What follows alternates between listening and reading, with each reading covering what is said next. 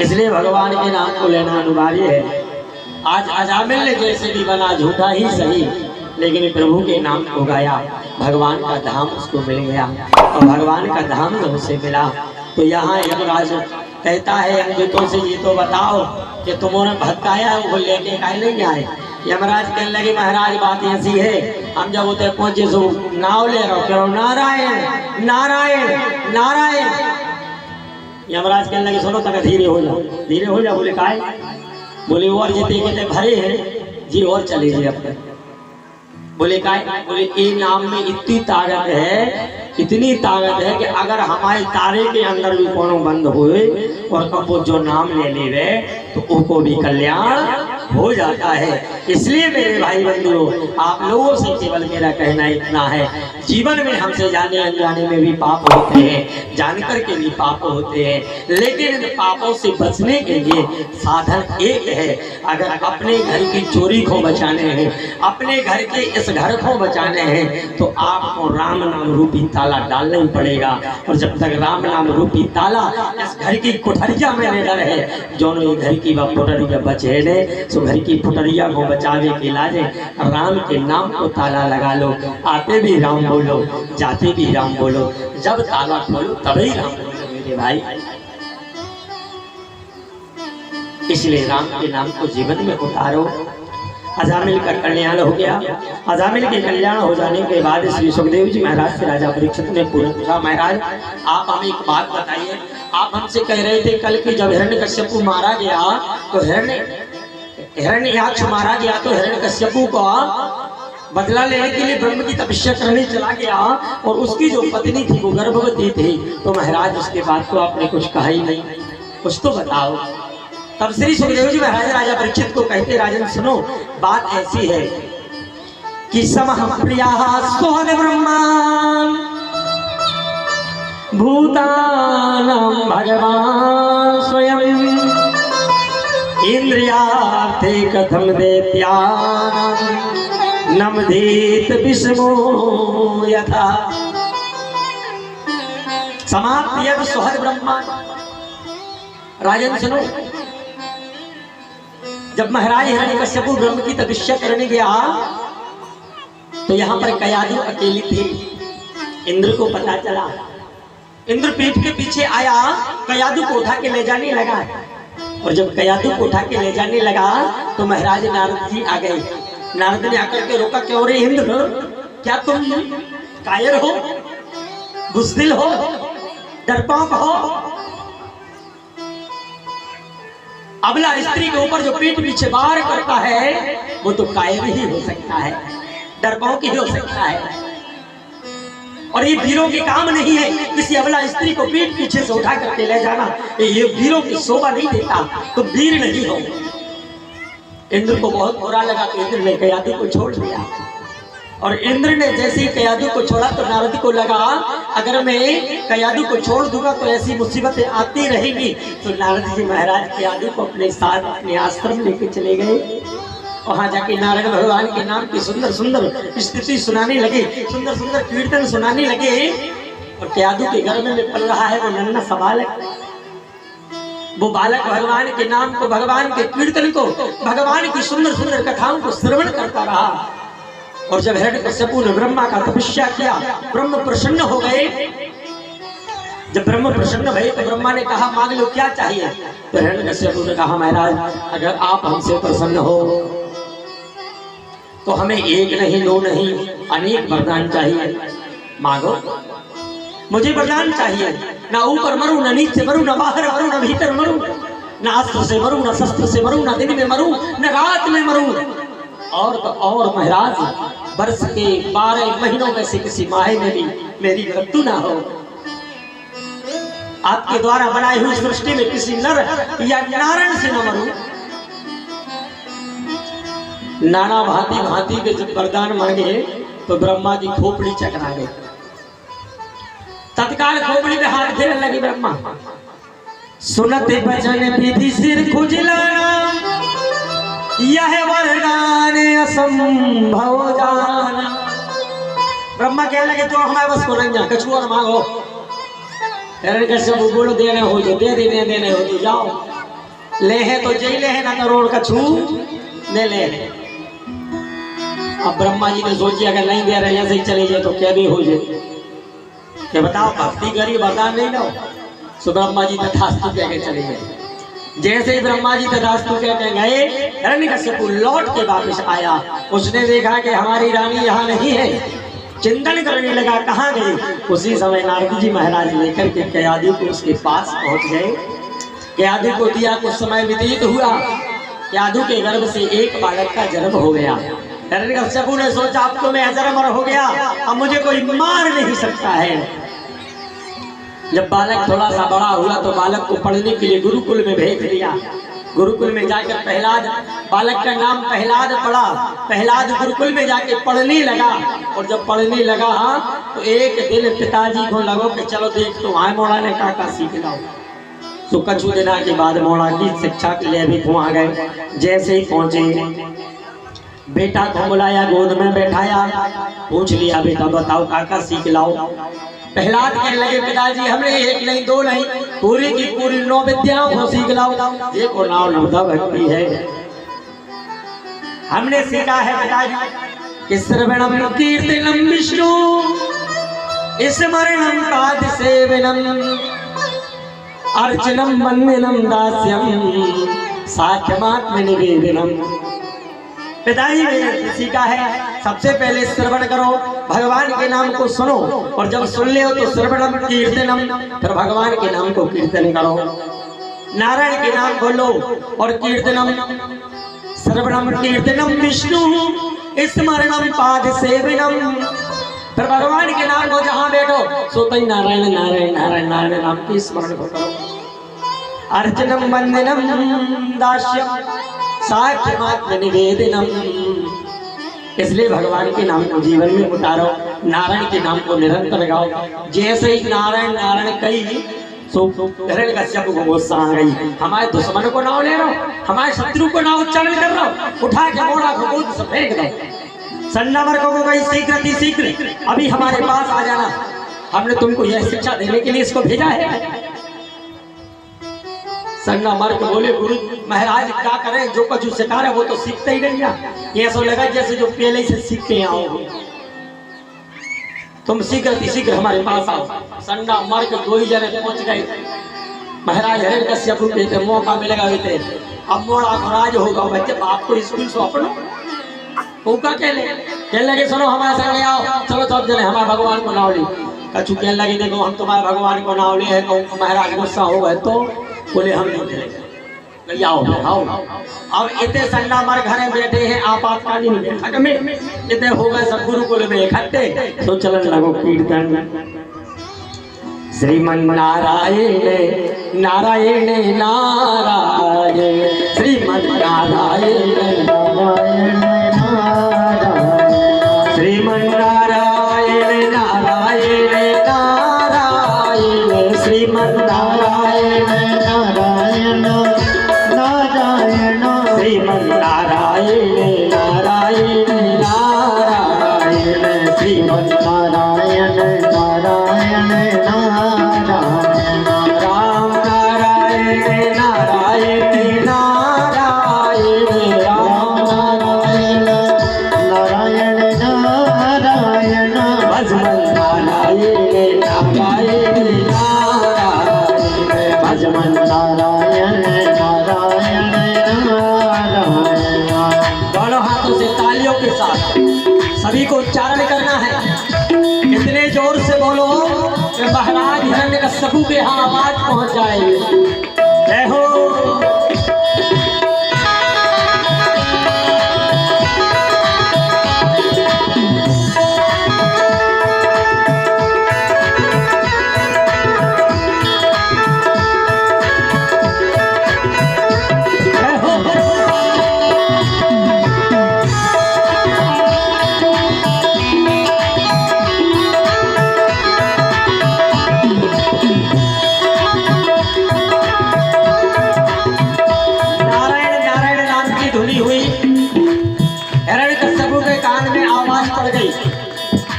हिरण्यकश्यप बोला ये नारायण नारायण की आवाज कहां से आ रही है? बोले नहीं पता। 2 सैनिक गए गुरुकुल में, देखोगे तो सबके सब नच रहे और ताली बजा नाम ले रहे। जैसे ही सैनिकों ने देखो हाथ धरो तो देखो भी करंट लग गो, और जो करंट लगो सो वे भी गान लगे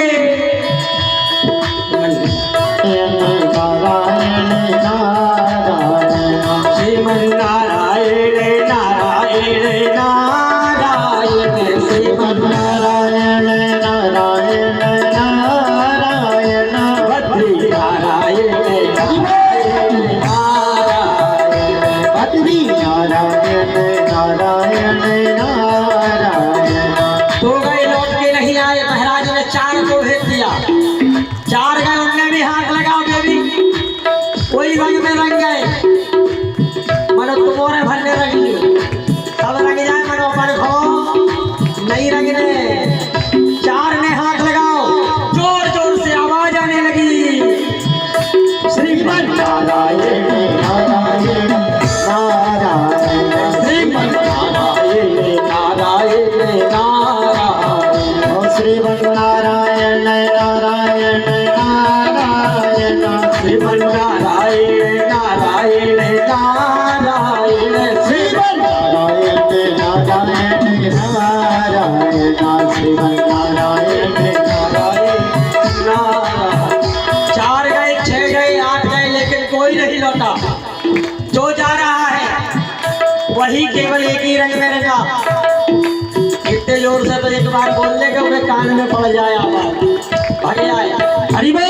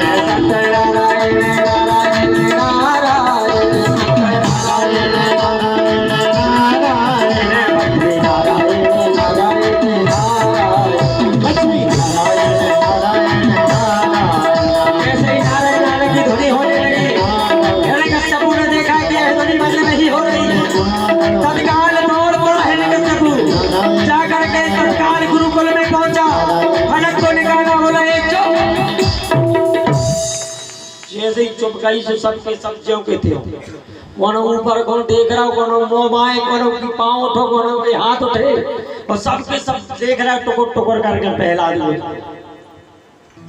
जो जिस स्थिति में था बिल्कुल वैसे ठाड़ो हुआ, ना इधर होते ना उधर होते, सबके सब स्थायी खड़े हैं। तलवार निकाला, किसने कहा था नारायण का नाम लेना? अब सब के सब एकदम टुकुर टुकुर प्रहलाद को देख रहे, कहो हमने कही थी महाराज नाराज हो, बोले हाँ देख ले, बोले जल्दी किसने कहा था? इशारा कर दिया, प्रहलाद बोले थे। जो प्रहलाद की ओर इशारा किया, तत्काल सैनिकों को आदेश दिया, पकड़ लो इसे, पकड़ करके जाके पर्वत से फेंक दो। ऐसा बेटा किस काम का जो मेरे दुश्मन का नाम ले, जाओ इसे फेंक दो, इसी समय इसका गोविंद नारायण नमा हो जाए। बेटे को उठाया, पर्वत से फेंका, लेकिन जिसका रक्षक भगवान है, भला उसको कौन क्या बिगाड़ सकता है। भगवान ने जाकर ऊपर झेला, हाथ में लेके फिर ऊपर रख दिया, फिर पकड़वाया, हाथी के पैर से कुचलवाया, फिर भी कुछ भी नहीं हुआ। फिर पकड़ लिया, एक चलते हुए खम्बार से बांध दिया। बता तेरा भगवान कहाँ है? प्रहलाद बोले पिताजी ये पूछोगे मेरा भगवान कहाँ नहीं है? मेरा भगवान सर्वत्र है, सर्वव्यापक है, सर्व अंतर्यामी है, वो सर्वत्र में बैठा है, सब जगह रहता है। अच्छा बता क्या तेरा भगवान इस खम्भ में है? बोले हाँ पिताजी मेरा भगवान इस खम्भ में है। गदा को उठाया, हिरण्यकश्यपु ने जोर से घुमाया, गदा को जैसे ही खम्भ से मारा, भगवान नरसिंह प्रकट हो गए। बोल नरसिंह भगवान। एक गदा के प्रभाव से नरसिंह प्रकट हुए, जोर जोर से सिंह की तरह गर्जना करने लगे हैं, सिंह की तरह दहाड़ने लगे हैं। हिरण्यकश्यपु मारने को दौड़ा, भगवान ने उसके साथ युद्ध किया। युद्ध करते करते घुमाकर जमीन में पटका, खचोड़ा मार कर लेके आकर देहली के बीच मध्य में बैठ उसके शरीर को उठाया, दोनों चंगाओं में रख लिया। हिरण्यकश्यपु बोला महाराज तुम मुझे मार नहीं सकते। बोले क्यों? मैंने ब्रह्मा से वरदान लिया है। क्या? ना ऊपर मरूंगा, ना नीचे मरूंगा, ना भीतर मरूंगा, ना बाहर मरूंगा। भगवान बोले बाबरे देख, ना तू ऊपर है ना नीचे है, मेरी जंगाओं पे है, ना तू बाहर है ना भीतर है, बीच दरवाजे के मध्य में है, फिर भी नहीं मार सकते। मैंने ब्रह्मा से वरदान लिया था, ना अस्त्र से मरूंगा ना शस्त्र से मरूंगा। भगवान बोले चिंता नहीं करो, हम कछू से नहीं मार, नहीं नाखूनों से मारते हैं, फिर भी तुम मुझे नहीं मार। मैंने ब्रह्मा से वरदान लिया था कि 1 वर्ष के 12 महीनों में से किसी महीने में ना मरूं। भगवान बोले चिंता नहीं करो, जो 13वां महीना हमने तेरे ही ऐसे को मनाओ है, जे को नाम पुरुषोत्तम महीना है। चिंता नहीं करियो, जितने हिरण्यकश्यपु जैसे रहेगा उसमें स्वामी सावन के महीना में आ रहा हूं, एक एक करके रोटी मार मार के लेके गए। अब की बार हर 3 वर्ष में पुरुषोत्तम मास का महीना आते हैं, तो अब की बार सावन के महीना में आ रहा हूं, 2 सावन है। जैसे ही कहा कि तुम मुझे नहीं मार सकते, बोले क्यों? मैंने ब्रह्मा से वरदान लिया था, ब्रह्मा के द्वारा बनाई हुई सृष्टि में न नर से मरूंगा न नारायण से मरूंगा। भगवान बोले चिंता नहीं करो, हमें ब्रह्मा नहीं बना था, हम ब्रह्मा को बनाते हैं, और ने हम नारायण बन के आया है, नर बन के आया है, यही से हम तुम्हारे सामने नरसिंह बन के आए हैं। बोले नरसिंह भगवान की जय। भगवान नरसिंह ने देखते ही देखते अपने हाथों को उठाया और हाथ बढ़ाकर नाखूनों को उसके पेट में रोपा, हाथ को निकाला, गले में धारण कर लिया। प्रहलाद आए, चरणों में गिर पड़े। प्रहलाद कहने लगे प्रभु हमें क्षमा कर दो, हमसे गलती हो गई। भगवान बोले मांग लो क्या चाहिए, हम तुम पे बहुत प्रसन्न है। प्रहलाद से ने कहा कितना अगर देना है तो हमारे पिताजी को सदगति प्रदान कर दो। पिताजी को बोले ऐसे नहीं, इनको तो सदगति जब ही मिल गई जब हमने इनके अपने हाथ से कल्याण करो, तो सदगति तो वैसे ही प्राप्त हो गई, तुम मांग लो तुम्हें क्या चाहिए। प्रहलाद ने कहा प्रभु देना है तो एक ही काम कर देना, सदैव आपकी कृपा के हाथ मेरे सिर पर बने रहे और मुझे कुछ नहीं चाहिए। आशीर्वाद देकर प्रहलाद को वहां से भगवान आए। भगवान के चले आने के बाद पुनः अब यहाँ भगवान लौट के आए हैं, प्रेम से भगवान बैठे हैं। उस समय व्यतीत हुआ, यहाँ पर एक और कथा का वर्णन किया। सुखदेव जी महाराज ने राजा परीक्षित से कहा एक गज और गिराह के नाम के 2 हैं, हु हा हा करके नाम के गंधर्व थे, नारद की हंसी को उड़ाया, उन दोनों को एक को गज एक को गिराह बनने का श्राप लगा है। इस गज के लिए बड़ा अभिमान है, ये पर्वतों का राजा है, को अभिमान अपने घर को अपने परिवार को हो जाता, एक हो भी अपने परिवार को अहंकार होगा, हम आपको बहुत बड़ा परिवार, 50 पत्नियां हैं, 100 मोड़ा है, हम आपको बार को नहीं कर सका। एक दिन गौ से जाके सरोवर में स्नान करने लगो, धमक धमक कर करके ऊपर उठता फिर बैठता, फिर उठता फिर बैठता, जल के जितने जलचर थे बाहर फेंकते प्राणों को त्याग। एक जलचर भागा भागा जल के राजा के तक पहुंचो, जी को नाव है तो गिराए गिराए से कहने लगो महाराज ये सो आओ है, हम सबको मारे डाल रहा, चल के रक्षा करो। ग्राहे आया, ग्राहे ने हाथी के पैर को पकड़ा और मुख में दबाकर जब खींचने लगा तो हाथी अपने घरवालियों को बुला लगो, बचा ले, देखो डूबने जा रहा है, बचा ले।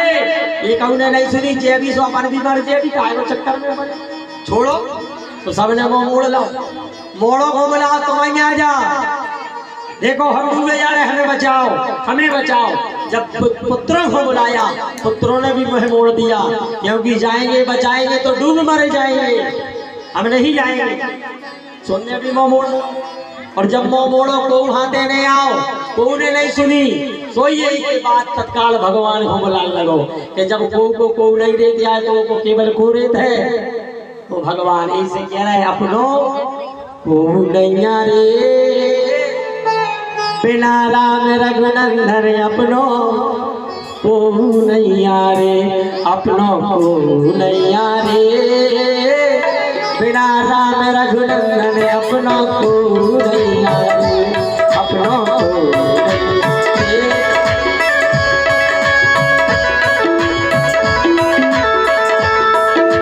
बिना राम रघुनंदन अपनो को नैया रे बिना राम रघुनंदन अपनो को नैया रे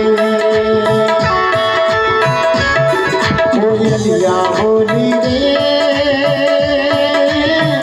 अमुआ की डार अपनो को नैया रे बिना राम रघुनंदन अपनो को नैया रे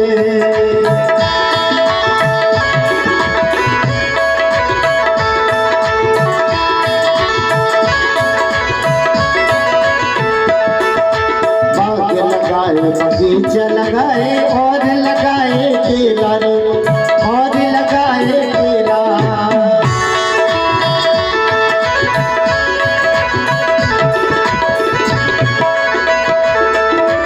इस पिंजरा से प्राण निकल गए रे गवन से अकेला अपना को नैया रे बिना राम रघुनंदन अपनो को नैया रे बिना राम रघुनंदन अपनो को नैया रे